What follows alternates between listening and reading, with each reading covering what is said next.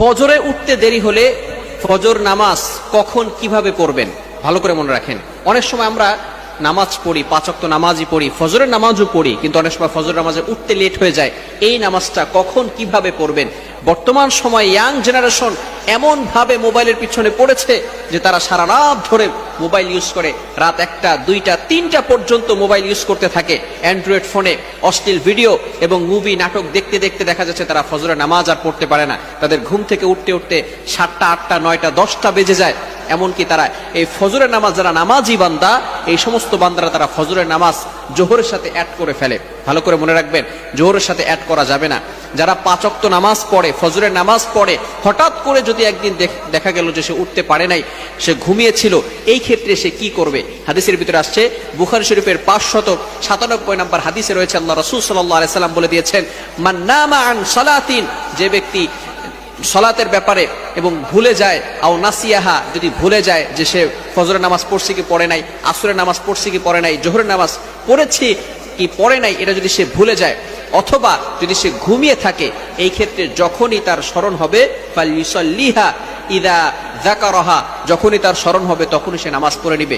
এই ক্ষেত্রে যদি আমরা ফজরের নামাজ দেরি করে ফেলি, উঠতে না পারি, যখনই আমরা ঘুম থেকে উঠবো তখনই আমরা ফজরের নামাজ পড়ে ফেলবো, যদি মামনু, নিষিদ্ধ সময় না হয়। অর্থাৎ যখন সূর্য উদয় হয় এই সময় নামাজ পড়া যাবে না, নামাজ পড়া হারাম।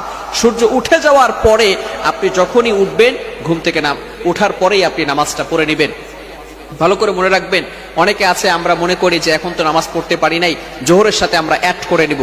যদি এমন চিন্তা করেন, আবার অনেকে এভাবে নিয়ত করে ঘুমায় যে আমি একটু লেট করে ঘুমিয়েছি, আমি 10টার সময় উঠে তারপরে আমি ওই 10টার সময় ফজরের নামাজ পড়ব। খবরদার, এটা কিন্তু গুনাহের কাজ হবে।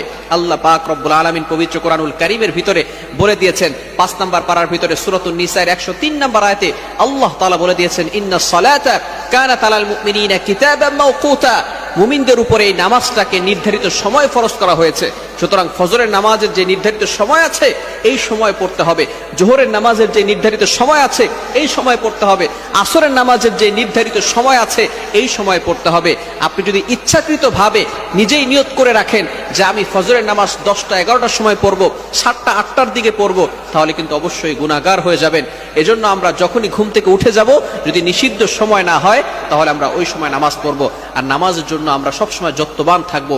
ধরুন আপনি ফজরের নামাজ পড়তে পারলেন না, যদি জোহরের আগেই আপনি ইন্তেকাল করেন, তাহলে কিন্তু এই ফজরের নামাজের ব্যাপারে আল্লাহ তাআলার কাছে জবাবদিহি করতে হবে। আল্লাহ তাআলা আপনাকে ছাড় দিবেন না, আমাকে ছাড় দিবেন না। এই জন্য নামাজের ব্যাপারে কখনো আমরা অবহেলা করব না। মিফতাহুল জান্নাতিস সালাহ, prayer is the key to heaven, নামাজ হচ্ছে বেহেশতের চাবি। এজন্য আমরা সবসময় নামাজের প্রতি থাকবো, আমরা সবসময় নামাজের প্রতি উদাসীন থাকবো না, নামাজের প্রতি যত্নবান থাকবো। আল্লাহ তাআলা আমাদের সকলকে এই বিষয়গুলো বুঝে আমল করা তৌফিক দান করেন। সকলে বলেন আমিন।